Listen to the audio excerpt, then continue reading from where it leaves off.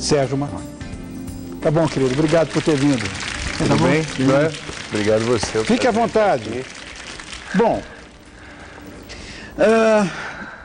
vamos falar do Nick primeiro, para a gente poder falar depois do texto, da tua peça e tudo. Vamos falar do Nick, que eu acho que isso marcou tanto, né, do Caras e Bocas.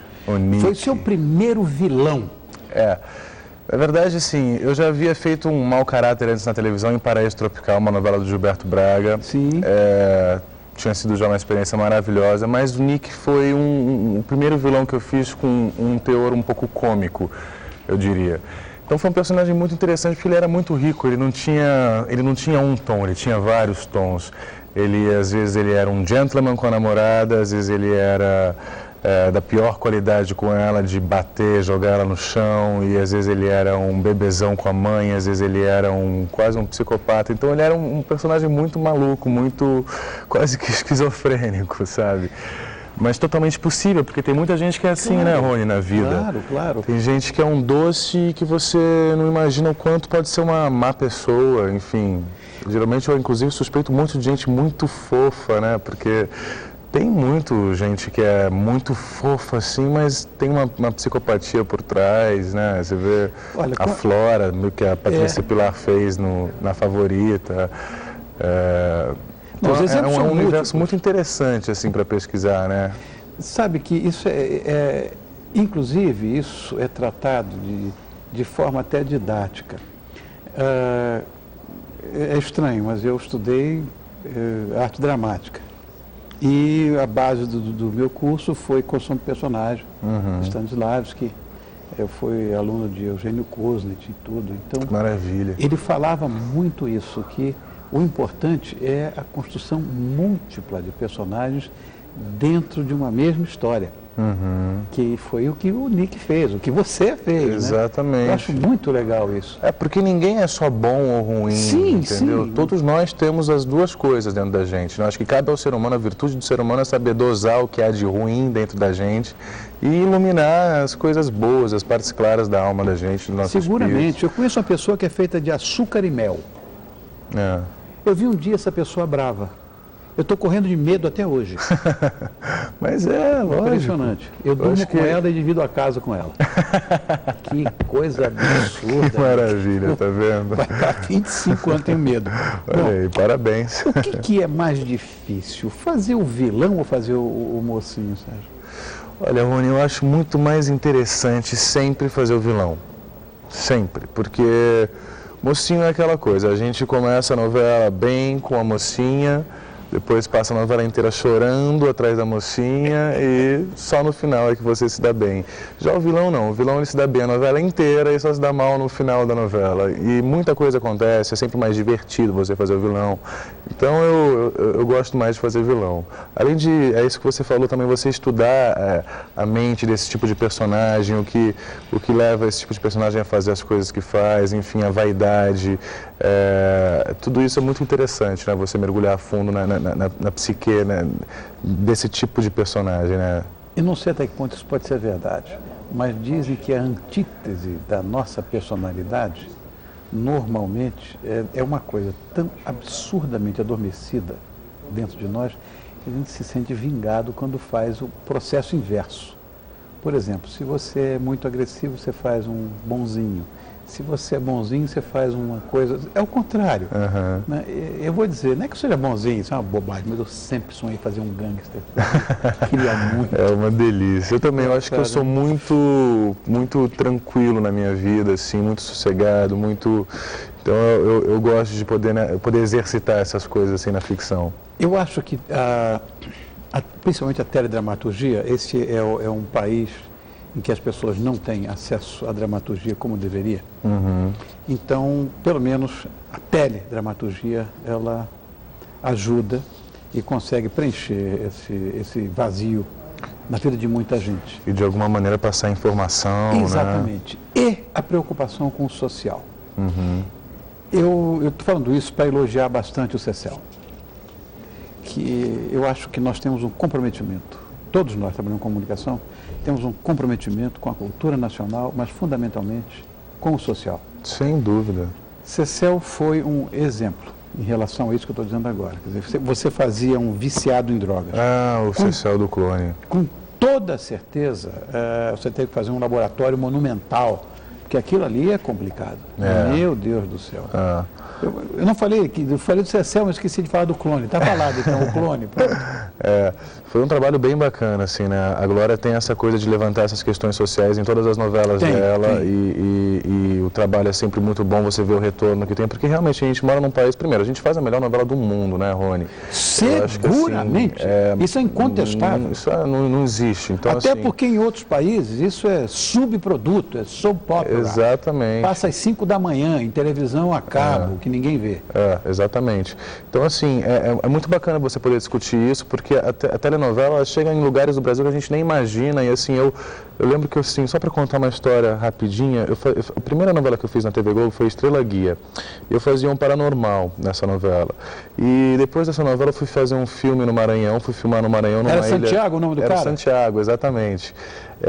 E aí eu fui filmar no Maranhão um filme depois disso, numa aldeia de pescadores paupérrima, e eu descobri lá que um dos prazeres do pessoal era se reunir para ver numa única televisão da aldeia de pescadores todas as novelas, eles viam todas as novelas, da Record, da Globo, do SBT, todas as novelas possíveis, e futebol, quando tinha futebol, obviamente, mas enfim.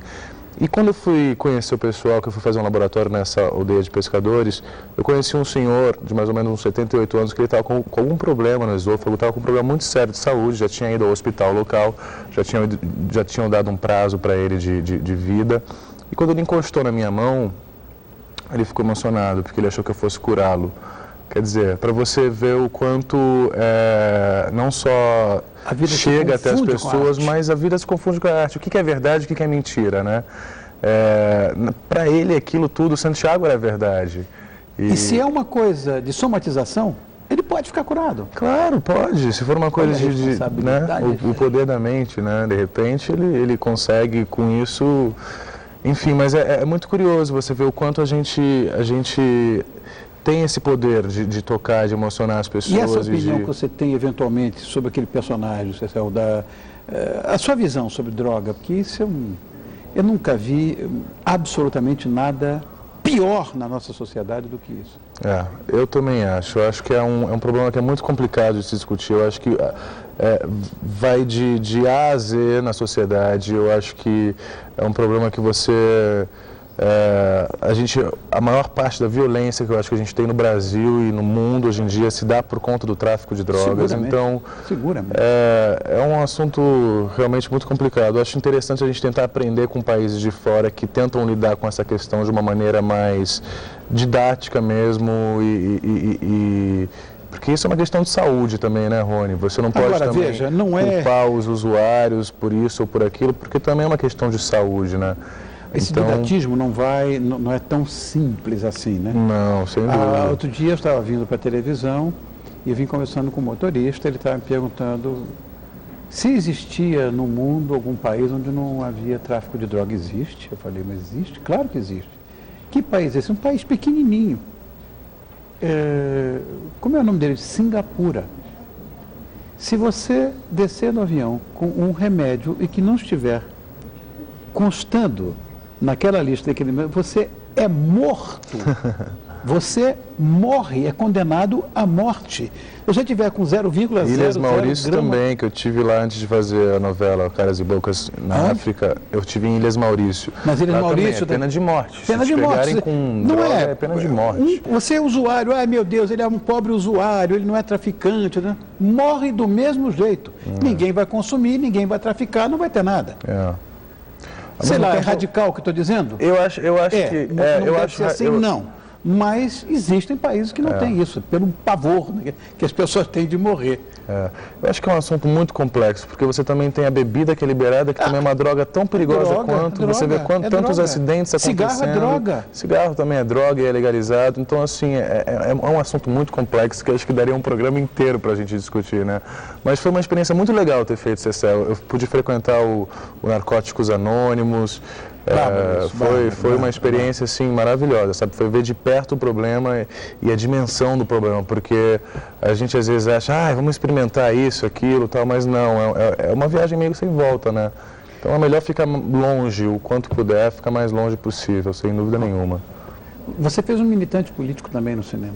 Fiz. Sonhos e Desejos? Sonhos e Desejos, um filme com a Mel Lisboa e com o Felipe Camargo, chamado... Você fez um bailarino, né? Isso, fiz o Vaso. Eu tenho que aprender tudo com a Carmen, nossa diretora, porque ela sabe tudo. Então ela faz questão que eu conheça a sua vida inteira. Você tem maravilha. ideia? Até que você fez aniversário agora, Foi quinta-feira, dia 4 de fevereiro. Que você é de 1981. Ela passou tudo para mim. E tem boa memória também, né? Porque tá tudo aqui na cabeça. Não, mas ela fica na cabeça, fica no ouvido, fica... Enfim, essa história de você conhecer as pessoas com quem você está conversando é fundamental. Somos todas pessoas. Sem dúvida. Somos todas pessoas. Tudo ser humano. Tudo faz parte da mesma família, está tudo interligado. Acho que é isso que a gente tem que... Não existe ninguém autossuficiente, Sérgio. Nós somos todos interdependentes. Deus nos fez assim, gregário. E não só os seres humanos, eu acho que nós somos todos da mesma família, não só com relação a seres humanos, mas a plantas, animais, tudo faz parte da mesma família. Eu acho que está tudo interligado. Até quem diga que a Terra é um ser vivo. Pois é. Então, agora, uma coisa aqui que eu fiquei sabendo, me passaram, está até aqui na ficha. Você é um dos artistas mais frequentes no Twitter. É verdade. Qual é a importância de estar numa rede de relacionamento para quem trabalha com comunicação, para quem é artista como você? Eu acho fundamental, né, Rony? Porque a gente se comunica, entendeu? Justamente por isso, né? Uma rede de comunicação, uma rede social, onde você se comunica, onde você adquire informação. Eu fico sabendo de informações. A época que teve o apagão no Brasil inteiro, em menos de 5 minutos eu soube que o apagão era no Brasil inteiro, não só no Rio de Janeiro, pelo Twitter. Eu estava sem televisão, sem nada, entrei no meu celular e fiquei sabendo já tudo o que está acontecendo no Brasil. Mas então, up-to-date é impossível. Exatamente. Ficar mais atualizado é impossível. Então, eu uso muito para isso. Uso para divulgar o espetáculo, uso para me comunicar com as pessoas que gostam do meu trabalho, para avisar que estou vindo aqui no Todo Seu, fazer uma entrevista, falar sobre intimidade, falar sobre play. Eu estou sempre fazendo isso, me comunicando com as pessoas que me acompanham, que gostam do meu trabalho. E acho que é muito legal. Você sabe que, assim, eu tenho tido gente de Sorocaba vindo ver a peça por causa do Twitter, que eu vou lá e fico falando, fico chamando o pessoal para vir, falo que faço foto depois posto no Twitter as fotos. Então você acaba, sabe, é maravilhoso você saber que uma pessoa saiu de Sorocaba, da Moca, do Tatuapé, para ir ver a peça no Teatro Nair Belo, entendeu? Nesses dias de chuva maravilhosos de São Paulo. Você acaba criando uma relação mesmo com as pessoas. Chuva danada. Eu confessei para você que eu tinha o sonho tive o sonho de fazer um gangster. Você tem o sonho de fazer alguma personagem? Tenho. Eu tinha vontade de fazer uma versão moderna do Valmont, do Ligações Perigosas. Que o John Malkovich fez brilhantemente naquele filme com a Glenn Close, né? Eu vi umas 3 vezes com a Glenn Close, Michelle Pfeiffer. Já teve uma versão, já teve um remake desse filme feito pelo Ryan Phillip, o personagem do Valmont, mas eu ainda acho que a primeira versão é insuperável, lógico, sempre. Eu li o livro e vi o filme. Porque é um vilão, mas ele é um vilão extremamente perverso, sedutor, inteligente, entendeu? Do mal total. Nossos filhos. E eu acho que seria muito bacana fazer um personagem desse, adoraria. Bom, eu quero também agradecer um querido amigo, só pode ter sido ele, o André Dias. Foi? André. Brother, mais uma vez, eu fico te agradecendo aqui o tempo inteiro. Talvez seja feio, porque eu agradeço mais a você do que a Rede Globo, mas eu sei que é você que determina, né? Então, obrigado mais uma vez, Andrezinho, por ter liberado o seu astro da Rede Globo Televisão para que estivesse conosco aqui. Obrigado, meu irmão.